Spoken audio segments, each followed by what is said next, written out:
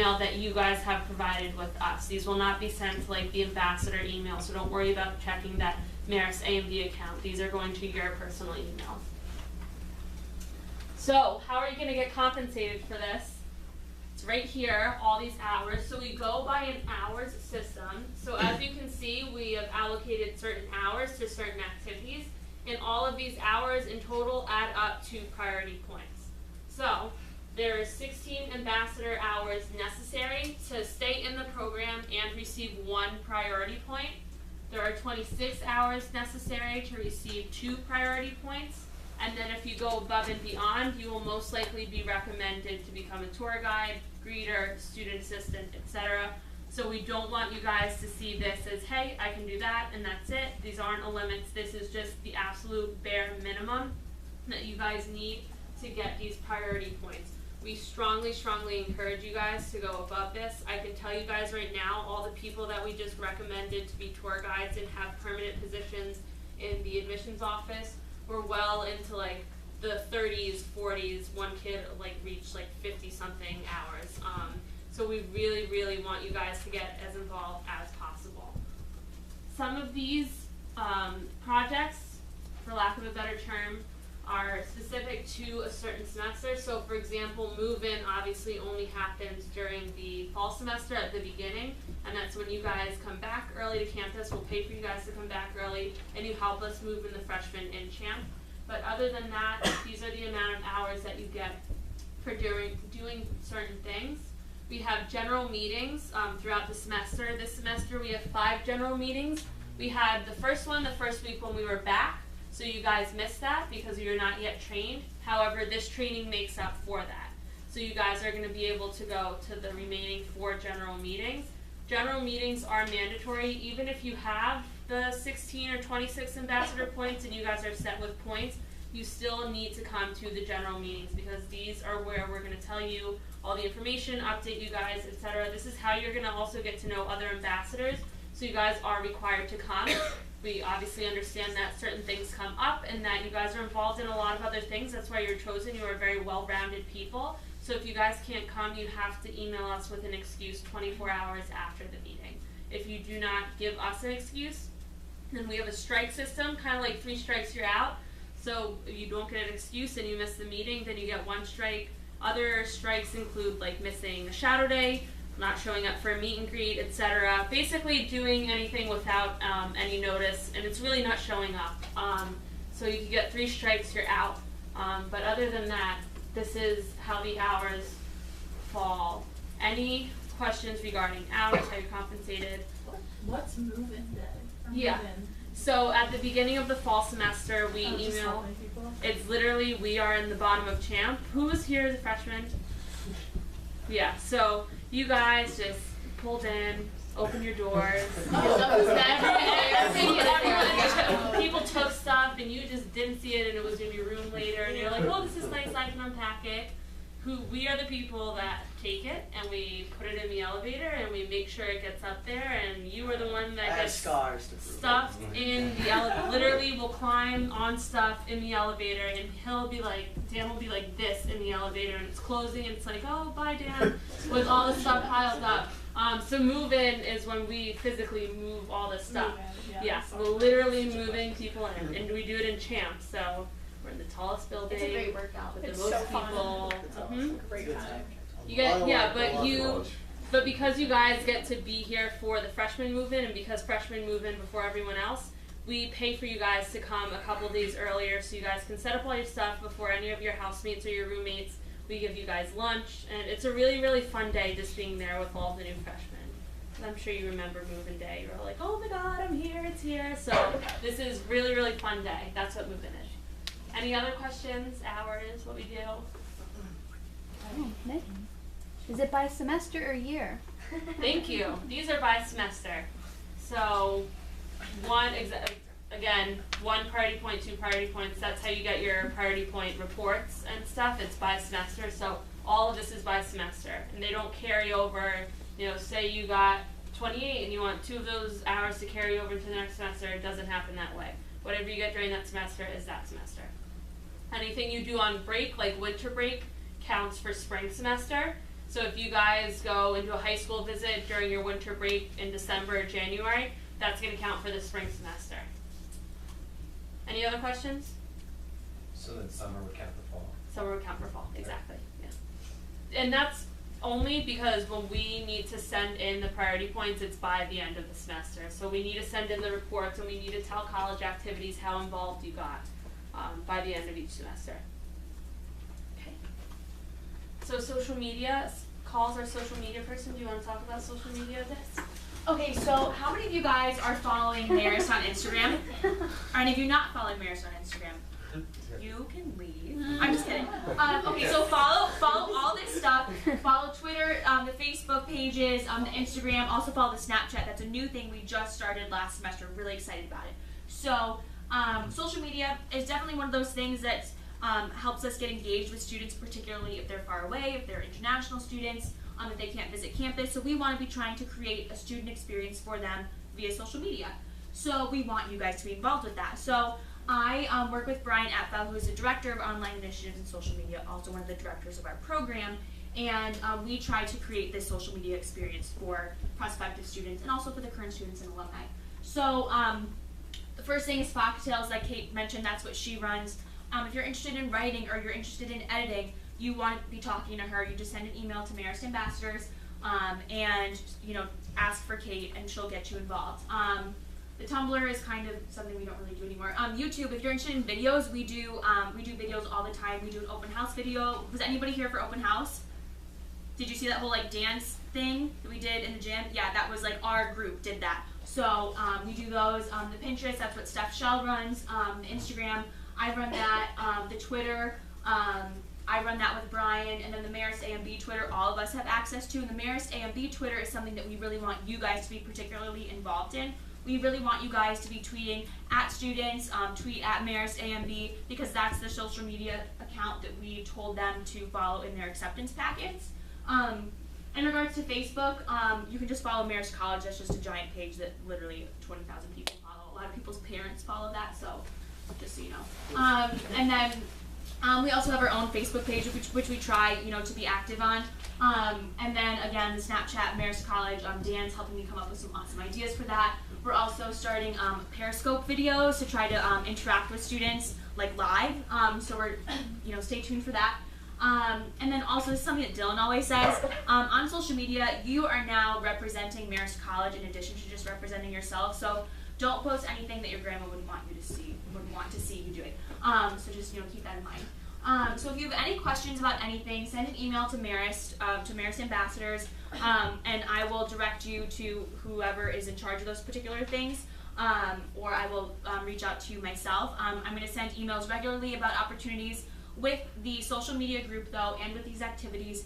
These are all for service points. These are not ambassador things. What Meg just talked about with those ambassador hours, that's totally different. That's a club. Social media, what we're doing for you guys is this will give you opportunities to do service things, because it's hard to get both service and club things. So with this, though, there's no minimum. You can just do, write a couple blogs and get a couple hours, and then that's it, and that's totally fine. What College Activities does in regards to service hours is they add up all the hours that you do in all social media in all service aspects, and then they combine those into your service points. Does that make sense?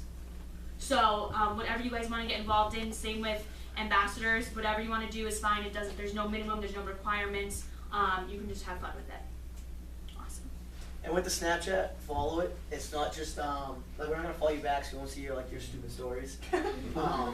So don't be embarrassed. I don't want us to see it. It's just us. Yeah. But follow, and it's not just ambassadors too. So tell all your friends and stuff like that aren't ambassadors to follow it as well, because all embarrassed.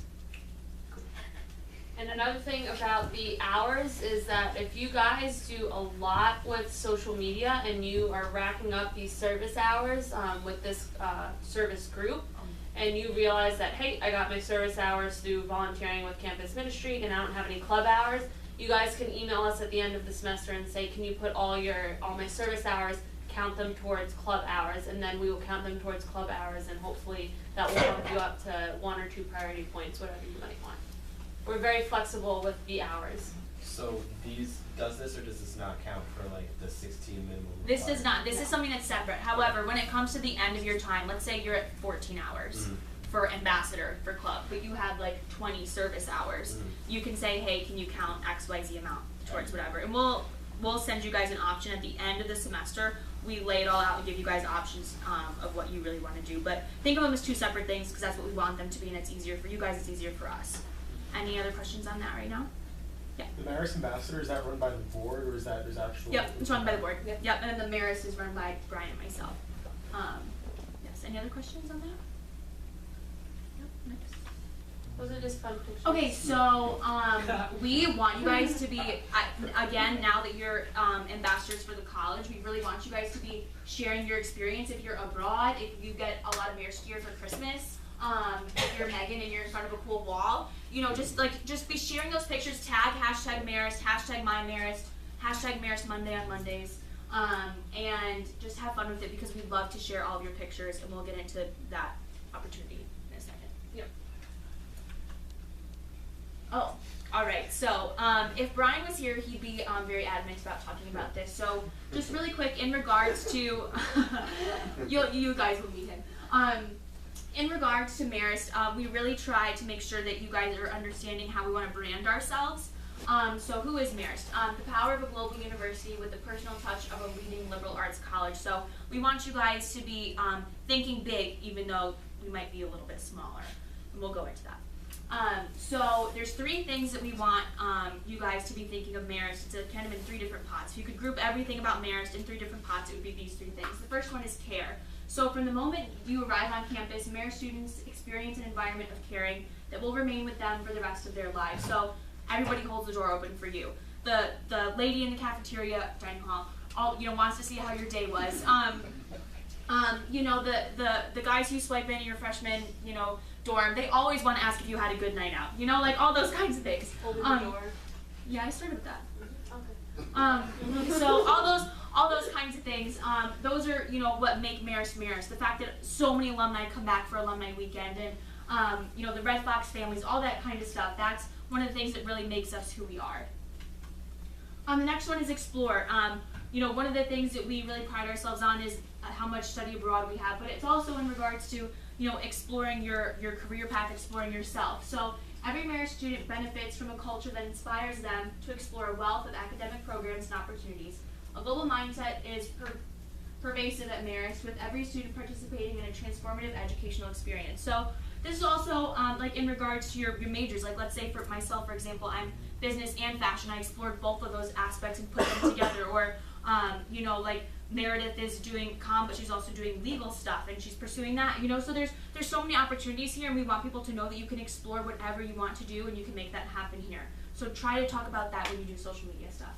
And then next, we're going to do innovate. So Marist students benefit from an innovative environment where classroom instruction is redefined through advanced technology and collaboration with some of the world's top thought leaders and organizations. So one of the things that Brian always likes to talk about is this class that Megan is in, where it's a Spanish and technology class where she gets to talk with students who are in other countries and really practice her speaking and her language skills, and she's creating pamphlets for organizations and all these different kinds of things. Also, like our computer science program, how it's top of the line, we offer so many scholarships for those kinds of things. People really thinking outside the box at Marist, and again, we're a global institution, even though we're a liberal arts college. So that's just kind of a branding spiel for you all. Brian says, think of innovate not in, the traditional sense that, oh, this is a technology and it's great and this is a new technology, but think of in how you use the technology. So, like the stuff that I'm using in my Spanish class, it's really straightforward. It's like Skype, and it's all these technologies that have been around for a while, but the way you use it, that opens up a whole new world into how you can teach and how you can learn. So when you see innovate, kind of think of the way that you're learning and the way that you're going about these different technologies. And alrighty, any questions about stuff we've covered up until this point? Again, we know this is a lot, so there's no such thing as a stupid question. Oh wait, also there's a social media handbook for you guys to know how to do all the social media stuff, so it's on the drive. We'll You send will get it that sent out. to you. Yeah, we'll send that out when we send the ambassador training manual. We'll send out the social media handbook, and we'll send out this video as well, so you guys can check that. So now we're gonna get into stuff that's happening right now that you guys can hit the ground running with. So we do have our Discover Diversity Week, and this is run by one of the admissions counselors in the office, Julio Duarez. And this is really open for students who are diverse in every sense of the word. So maybe it's ethnically, maybe geographically, maybe their major is diverse, whatever it is. This is a week for them to come and spend a day with an ambassador. We do have a lot of students already signed up. So all we need is your name right now, but essentially what you're gonna be doing is like a really kind of elongated shadow day. So you'll take them to a class and then you'll take them to lunch, but you'll spend the whole entire day with them. We realize that this might not be possible because you guys have other classes, you guys might have practice, whatever it may be. So if you can do class and lunch, like a regular shadow day, we're gonna give you 4 hours. But if you guys can spend the whole entire day with them, which would be 8 hours, you guys will get 8 hours towards your ambassador hours. So we really encourage you guys to get involved in this. It's a really great thing that we do in the admissions office just to reach out to more prospective students. So if you are interested, we're taking names, and Kate Freeney will be taking names after. And then we'll give that to Julio's student assistants and they will reach out to you. There are no seats left. So my favorite part of spring and ambassadors in total is open house and overnight. So obviously open house for accepted students, that happens in April, and then we also do have our overnight program for geographically diverse students. So did anyone do the overnight program at all? You two? How'd you like it? I love Good? Is that what you came to Maris? Yeah. Does that persuade you? Good. Who's your host? Ashley Nest. Oh, I love that. I was just over their house the other week. They graduated. Oh my god, I have to tell her. So open house this year, it's going to be Saturday, April 9th, and then Sunday, April 10th.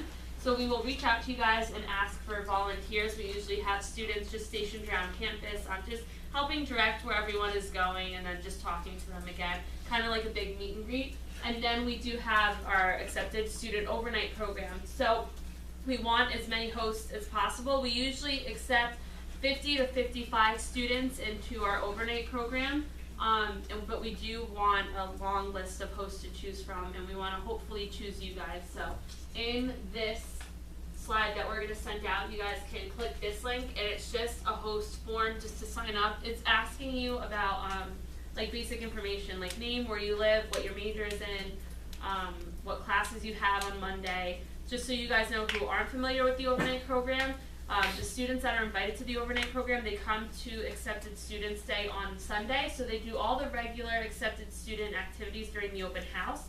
But then at 5 o'clock, they come with us. They go and do dinner by the boathouse. We have like a meet and greet, play games with the parents. And then the parents go back to a hotel, and then the students come. We do like games all night. What did we do? Like it was a minute to win it games. It was so much fun. Yeah, it sounds like babyish, like minute to win it games. No, it got like really, really intense. It was fun. And then they stay over with you, and then they go to class in the morning. They don't necessarily go to class with you. We pick the classes that they're gonna go to, and we give them a list, and they choose, and we put them in there. But we all are always looking for ambassadors that have classes on Mondays of the overnight program, because it usually is a good class and they usually still want to spend time with you. So the overnight host sign up is right there, so we'd love it if you guys can sign up to be a host. Just so you guys know, the way it is, you can only be a host if you live on campus. You cannot be a host if you commute or if you live in the hotel, and that is purely because these kids are minors and we need to keep track of them and we need to make sure that they stay on campus. So you can only be a host if you live here on campus. Doesn't matter if you're in a freshman dorm or you're a senior and you're living in Fulton, as long as you're on the Marist campus, you can host someone. Any questions? Yeah. So where would they be staying for that overnight? In your dorm. Oh. Yep. So they can, if you have like a townhouse, they can like sleep on the couch. Kind of difficult. Well, I shouldn't say difficult. It's just a different experience when you're in a freshman dorm. So Meredith was actually my overnight student. That's how I got to know Meredith. So she slept on my floor in Champ. No, I got called air mattress. Oh yeah, that's right. Yeah, she got the air mattress. I slept on Still the floor floor. and seat bag. Yeah. Well, you guys arrange that beforehand with, Yeah, with we your figure that student, like sleeping bags or mattress pads or whatever it is. It's never an issue. You guys won't find out your student like that day. Like this will be in advance, and you guys will be able to contact them and to start talking with them, and then you guys can arrange like to bring an air mattress, whatnot. Yeah. Do you need to have somebody sleep over, like in your room, or can you just like volunteer for the overnight? So what we're asking right now is for people that are ready to